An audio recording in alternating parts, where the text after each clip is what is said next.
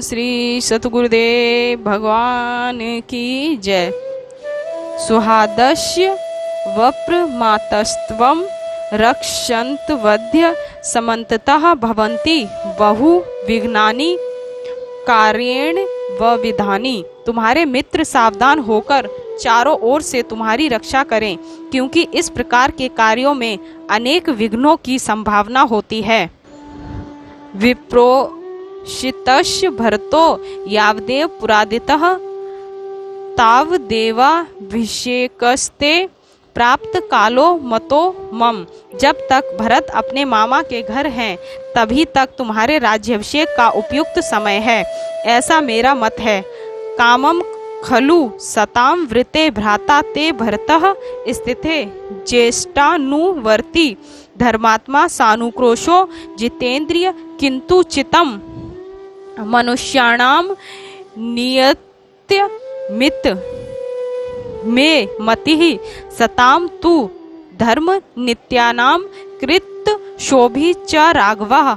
यद्यपि तुम्हारे भाई सज्जन हैं, बड़े भाई के कथानुसार चलने वाले हैं, धर्मात्मा दयालु और जितेंद्रिय हैं, परंतु मनुष्यों का मन चंचल होता है और धार्मिक एवं साधु पुरुषों का मन भी चलायमान हो जाता है।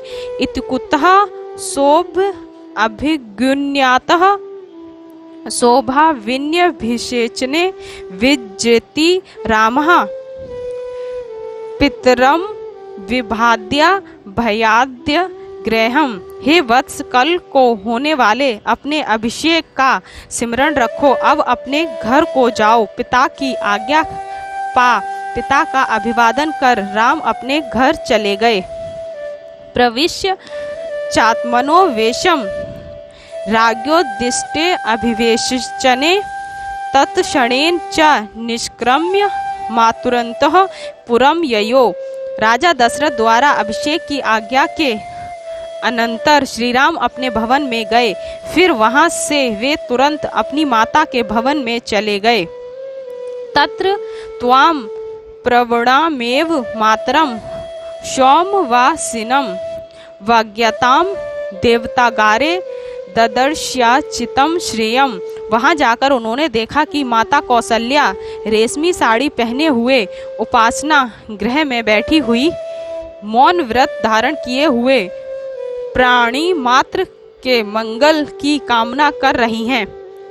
प्रागेव चागता तत्र सुमित्रा लक्ष्मणतस्ता सीता चान्ययिता श्रुत्वा प्रियम रामाभिषेचनम।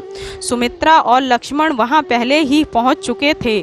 कौशल्या जी ने राम अभिषेक के प्रिय संवाद को सुनकर सीता को भी वहीं बुलवा लिया था, तथा संयमामेव सो अभिज्ञम विभाद्य च उवाच वचनम रामो हर्षयस्तामिदं तदा।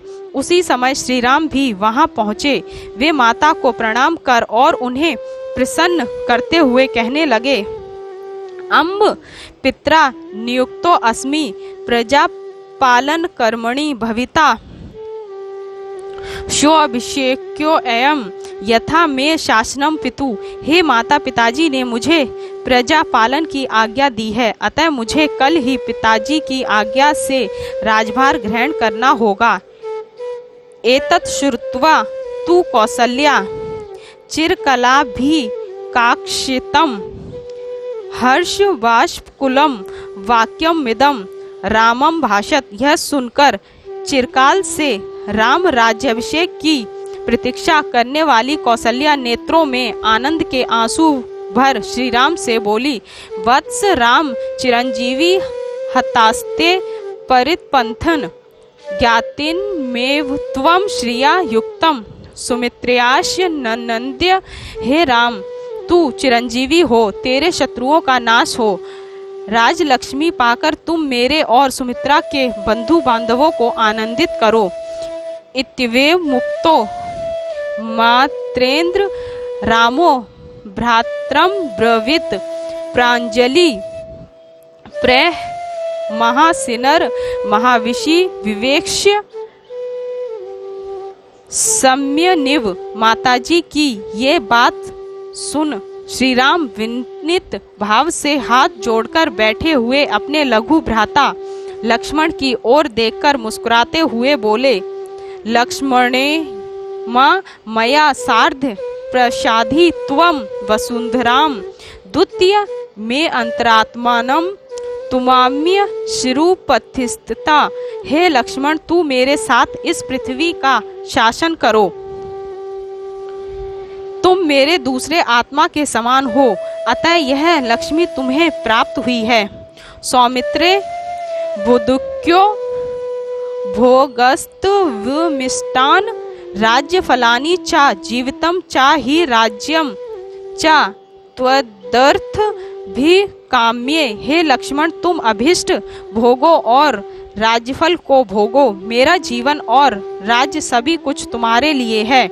इत्कुत्वा लक्ष्मणम रामो मातरा विभाद्य चा अभ्यनुज्ञाप्य सीताम च जगाम स्वनिवेशनम। लक्ष्मण जी से ऐसा कह और दोनों माताओं को प्रणाम कर तथा सीता जी के जाने के विषय में अनुज्ञा पाकर श्री राम अपने निवास स्थान को चले गए।